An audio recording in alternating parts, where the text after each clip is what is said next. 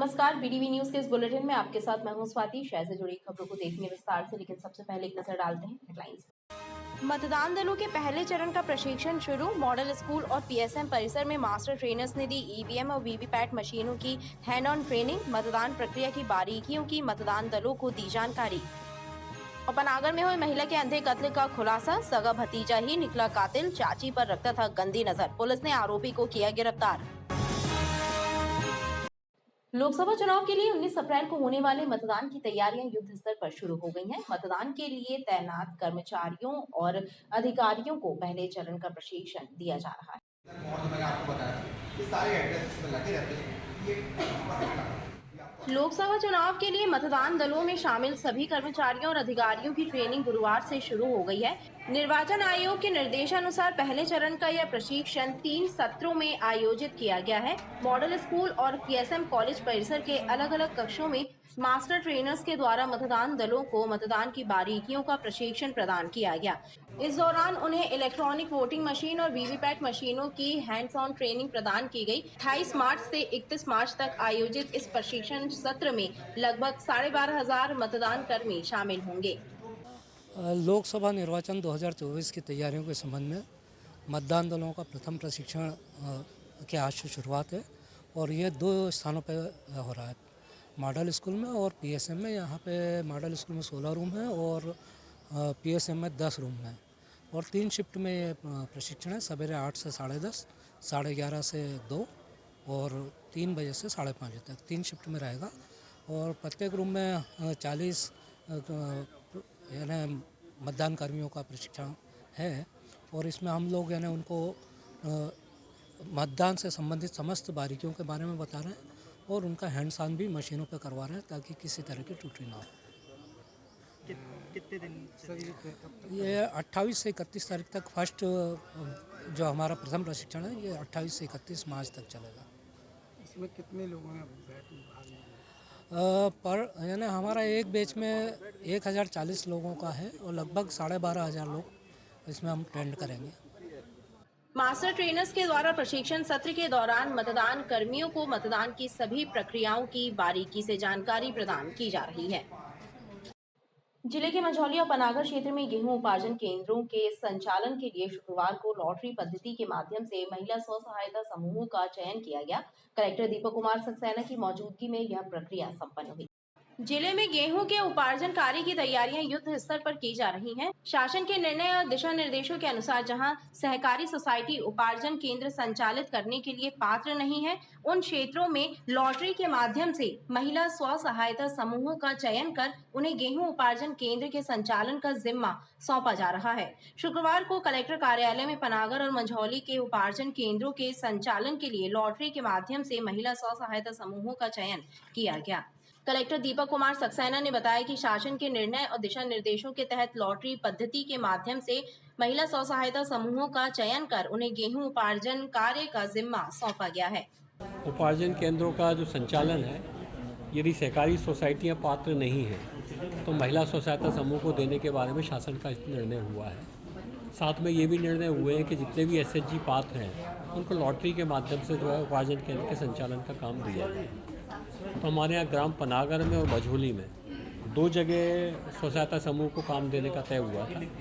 मझोली में 6 उपार्जन केंद्र खाली थे और 6 ही स्व सहायता समूह के आवेदन प्राप्त हुए थे, तो 6 को हमने काम दे दिया है। बाकी मझोली में कुल मिला के 15 आवेदन आए थे और 5 उपार्जन केंद्रों का संचालन देना था, तो उसका सभी की उपस्थिति में लॉटरी के माध्यम से चयन किया गया। गौरतलब है कि जिले में 29 मार्च से गेहूं उपार्जन कार्य की प्रक्रिया शुरू होने वाली है। ऐसे में प्रशासन द्वारा गेहूं उपार्जन केंद्रों का निर्धारण कर दिया गया है। लोकसभा चुनाव के मद्देनजर जिले की सीमाओं और प्रमुख मार्गों पर पुलिस और प्रशासन की संयुक्त टीमें चौकसी बरत रही हैं।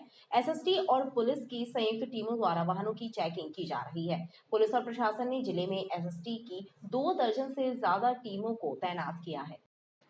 लोकसभा चुनाव के मद्देनजर जिले की सीमाओं और शहर व ग्रामीण क्षेत्रों के प्रमुख मार्गों पर पुलिस और प्रशासन द्वारा चौकसी बरती जा रही है। जिले से शहर और ग्रामीण क्षेत्रों को आने जाने वाले मार्गों और बाईपास पर एसएसटी टीमों को तैनात किया गया है, जो हर आने जाने वाले वाहनों की चेकिंग का काम कर रही है।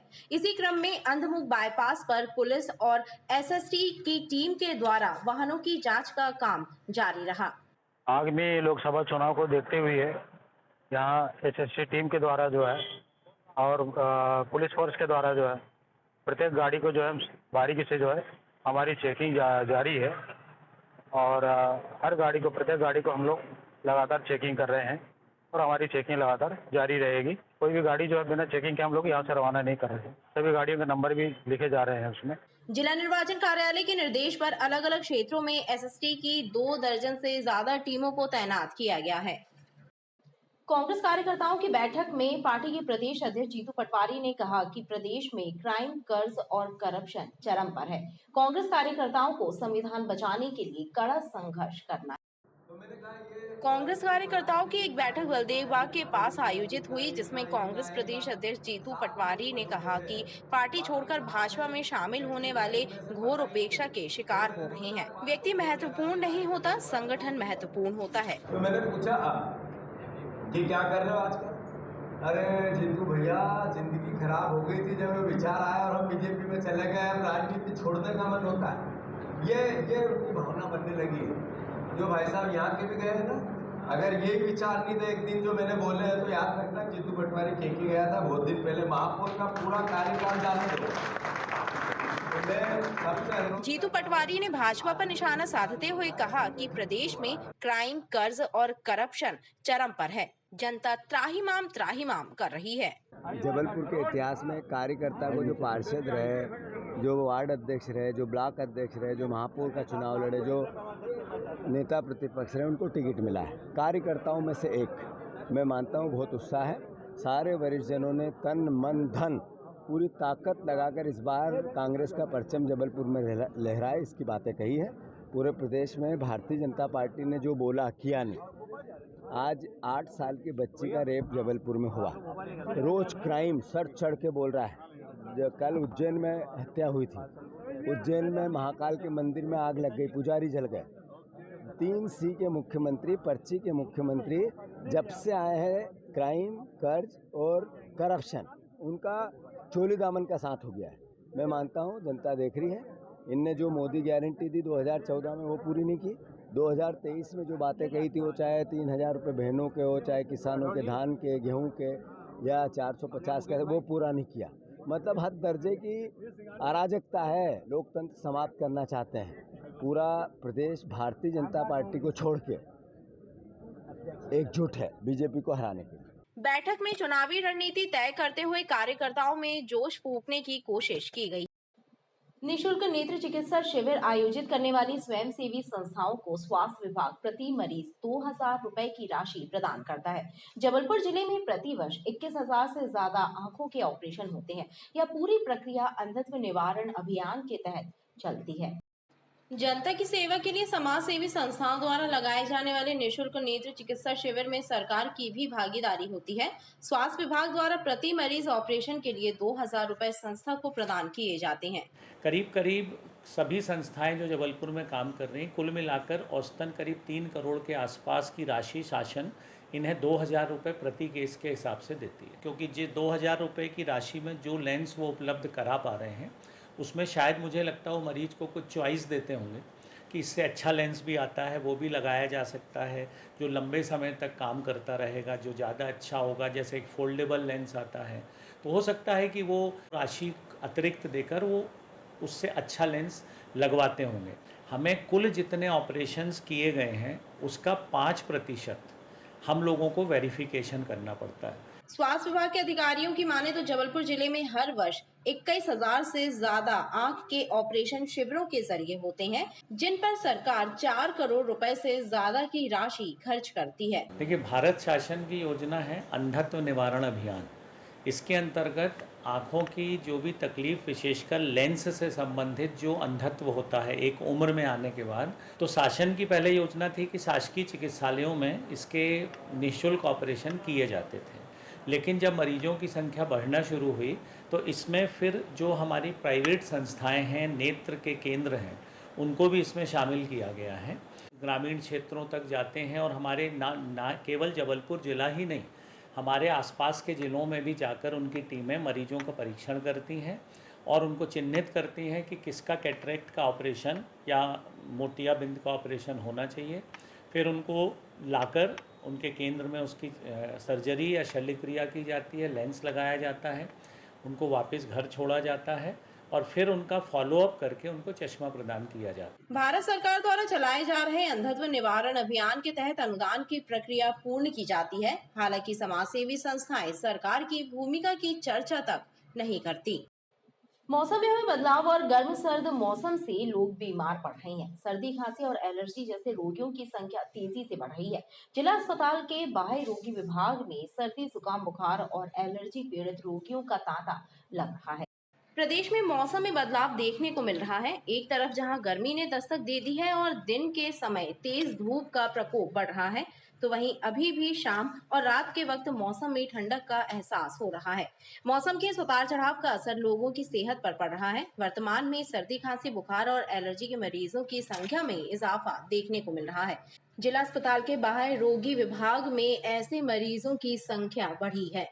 चिकित्सकों ने लोगों से सावधानी बरतने और डॉक्टरी सलाह से ही दवा का उपयोग करने की अपील की है।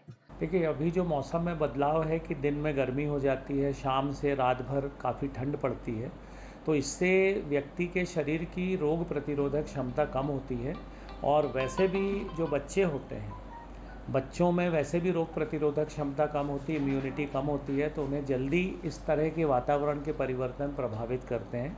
वयस्कों को भी करते हैं। सर्दी, खांसी, बुखार, एलर्जिक रिएक्शंस बहुत हो रहे हैं इस समय और इसलिए अस्पतालों में, जिला चिकित्सालय में भी जो बाह्य रोगी विभाग है वहाँ लोगों के आने की संख्या बढ़ी है। इलाज सभी को दिया जा रहा है, डॉक्टर सभी का इलाज कर रहे हैं, दवाइयाँ उपलब्ध करा रहे हैं, लेकिन लोगों को चाहिए कि दिन में तो ठीक गर्म है, लेकिन यदि शाम को ठंड पड़ती है तो गर्म वस्त्रों का उपयोग अभी छोड़े नहीं, अभी उसका उपयोग करते रहें। मौसम में बदलाव और गर्मी की दस्तक को देखते हुए जिला अस्पताल में मरीजों के इलाज के लिए पर्याप्त चिकित्सा सुविधाएं जुटाने का निर्देश भी स्वास्थ्य विभाग ने जारी किया है। छत्रपति शिवाजी महाराज ने समाज के हर वर्ग को संगठित कर सामाजिक एकजुटता की भावना को जागृत कर मातृत्व भूमि के प्रति समर्थन का भाव जगाने का कार्य किया। वैदिक तिथि के अनुसार फागुन कृष्ण पक्ष की तृतीया तिथि यानी गुरुवार को महाराष्ट्र समाज ने वीर छत्रपति शिवाजी महाराज की 394वीं जयंती मनाई। महाराष्ट्र समाज के प्रतिनिधियों ने छत्रपति शिवाजी महाराज की प्रतिमा पर माल्यार्पण किया और उनका पूजन अर्चन कर जयंती मनाई। महाराष्ट्र समाज के प्रतिनिधियों ने बताया कि वैदिक तिथि के अनुसार इस वर्ष भी महाराष्ट्र समाज द्वारा शिवाजी महाराज की जयंती मनाई जा रही है। इस अवसर पर सभी लोग शिवाजी महाराज के मातृभूमि प्रेम को नमन कर उनके बताए आदर्शों और मार्ग पर चलने का संदेश दोहरा रहे हैं।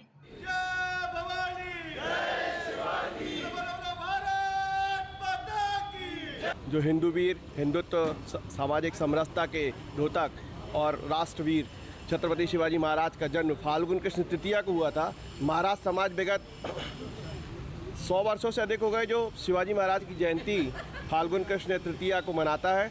आज भी हमने उसी का परंपरा का निर्वहन करते हुए 394वीं जो जन्मोत्सव शिवाजी महाराज का है फाल्गुन कृष्ण तृतीया का विधि अनुसार आज संपन्न हुआ, क्योंकि इसमें हम विधि अनुसार उनका अभिषेक भी करते हैं, पूजन भी करते हैं, आरती भी करते हैं। महाराज समाज के तत्वाधान में यह जो आयोजन है इसमें सभी सामाजिक संस्थाओं के लोग तो एकत्र हुए ही, साथ साथ ऐसे लोग भी आज हमारे बीच उपस्थित रहे जिन्होंने छत्रपति शिवाजी महाराज के जीवन काल को अपने जीवन में उतारा है। हम उन सभी का आभार व्यक्त 19 मार्च को पनागर में हुए एक महिला के अंधे हत्याकांड का खुलासा करने में पुलिस को सफलता मिली है। पुलिस के मुताबिक मृतक का भतीजा यानी जेठ का लड़का ही हत्या का आरोपी पाया गया। पुलिस का कहना है कि आरोपी हर्ष केसरवानी अपनी चाची पर पूरी नजर रखता था और चाची के विरोध करने पर उसने हत्या कर दी थी।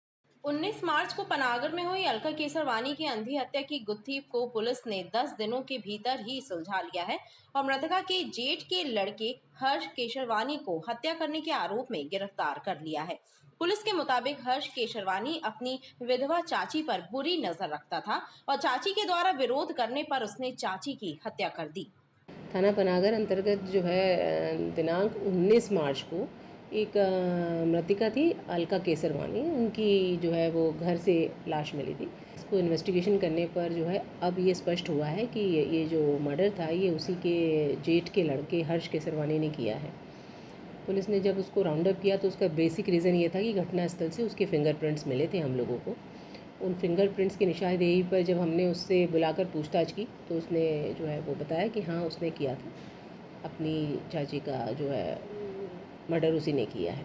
रिश्तों को तार तार कर देने वाली इस घटना ने एक बार फिर पूरे समाज को सोचने पर मजबूर कर दिया है कि घर की चार दीवारी के भीतर भी महिलाओं की सुरक्षा जरूरी है। खबरें लगातार जारी हैं, आप देखते रहिए BTV।